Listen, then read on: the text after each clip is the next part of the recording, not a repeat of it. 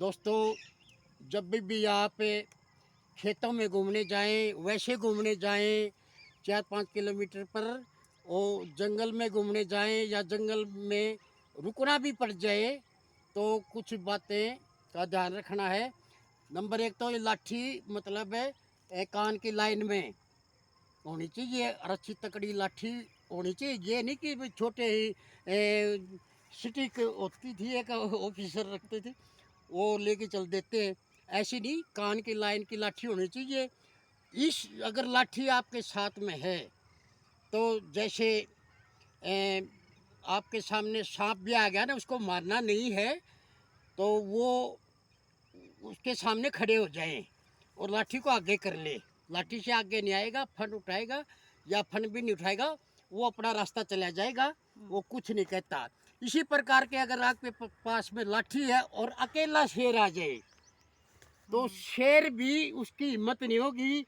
वो जब लाठी को ऐसे करेंगे और कंधे पर ऐसे रखेंगे तो शेर की भी हिम्मत नहीं होगी, अकेला होगा तो। अगर 2-3 शेर भी हैं तो ये देख ले कि भाई ऐसे नज़दीक कौन सा वृक्ष है जिस पर आसानी से चढ़ा जा सके। लाठी साथ में रहनी चाहिए फिर। तो लाठी हमेशा साथ में रखिए। नंबर 1 पर लाठी। फिर 2 पर रहता है जैसे चक्कू है, हमें ज़रूरत पड़ जाती है कई बार, कई जंगल पे चले हुए हैं, हमें रुकना पड़ जाता है, तो उससे ये बहुत काम आता है। और जो जैसे ये पौधे, जड़ी बूटी पौधे कोई भी है, जैसे ये नागफली है, नागफली को कैसे साफ किया जाता है, उसके फल को कैसे काटा जाता है, चक्कू की वहाँ भी ज़रूरत पड़ती है क्योंकि उसमें कांटे भरे होते हैं।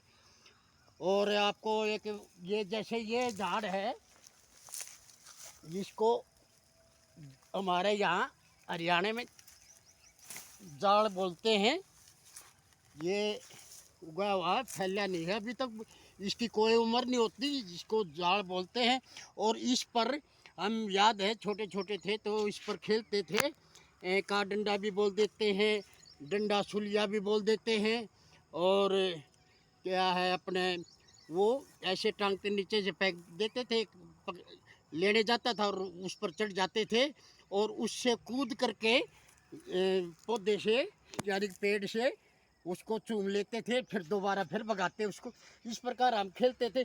तो इस जाड़ के पेड़ पर एक फल लगता था पहले, ये खुश्क एरिया का जहाँ पर हवा में नमी नहीं हो और 40 डिग्री के आसपास तापमान हो और हवा में बिल्कुल कम नमी हो, वहाँ पर इसका फल लगता है। अब यहाँ हरियाणा में तो इसका फल नहीं लगेगा, ना यहाँ लगेगा। ये हो सकता है राजस्थान के कुछ खुश्क एरिए में, जहाँ पर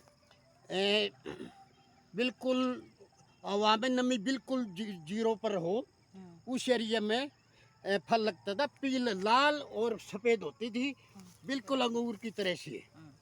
तो ये है जाड़ का पेड़, ये बहुत ही पौष्टिक। और इसके अंदर पत्ते के अंदर भी ये है ना, जब अकाल पड़ते थे, गर्मी बहुत ज़्यादा होती थी, पानी दूर दूर कई किलोमीटर तक नहीं मिलता था, हमें याद है बचपन में हम भाग करके इसके जाड़ के पत्ते खा लेते थे। इसमें बहुत ज़्यादा नमी है, आप खा के देखो। तो इस प्रकार से हम पानी की पूर्ति को भी पूरा करते थे। तो यह जाड़। अब जैसे आगे आगे हम ये है नीम। ये नीम का अगर हम, ये तो वैसे ही औषधि है एक किस्म की, और इसके 1-2 पत्ते रोजाना अगर हम खा लें तो कोई बीमारी मतलब मलेरिया है, कोरोना परोना कुछ भी नहीं आएगा। ये वो पौधा है नीम। और इसकी हम जैसे दातन करते थे, तो आजकल इसको दातन भी नहीं, वैसे भी चबा ले तो भी अच्छा है, इसकी दातन से दांत में कभी कीड़ा नहीं लगता। तो ये है नीम का, ये कई और औषधियों में काम भी आता है। और वैसे भी इसके 2 पत्ते खा लेने का, कड़वे जरूर होते हैं लेकिन लाभकारी होते हैं। तो ये जैसे नीम हो गया है, और आपको दिखाते हैं हम ये नागफली के फूल। फूल लगे हुए हैं। लेकिन आजकल क्या करते हैं, मतलब आजकल ये भी अब तक ये नहीं समझ में आया है कि ये एक जड़ी बूटी है। नागफली एक जड़ी बूटी है और इसका फल दिखाता हूँ। देख ये कोई काट करके गिर गया। देख आप जाइए एक बार, ये दिखाना अच्छी तरह से। इसके कांटे बहुत ज़्यादा होते हैं, यही वो होता है। और ये है नागफली का फल। दिखाओ इसको, और इसको अंदर से दिखाओ कितना। नहीं ये ऐसे नहीं, ये कांटा होता है, इसको साफ करके ने और इसको दिखाइए। अब हमारे ग्रामीण लोगों ने ये नहीं पता कि भाई कितना पौष्टिक फल है ये कितना पौष्टिक फल है।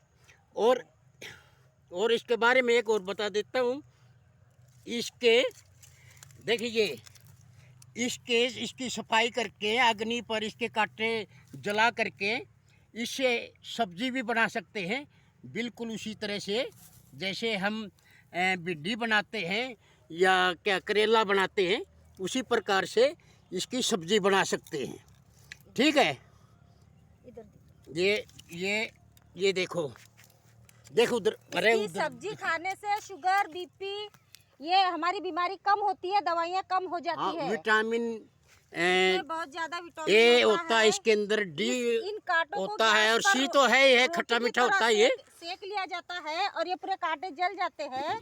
और उसके बाद इसको धो करके और थोड़ी सफाई करके जहाँ जहाँ कांटे हैं उसको यहाँ से ऐसे ऐसे निकाल के, उसके बाद उसको धो करके लंबा काटा जाता है और उसकी सब्जी बनाया जाता है मिर्च मसाले तेल में।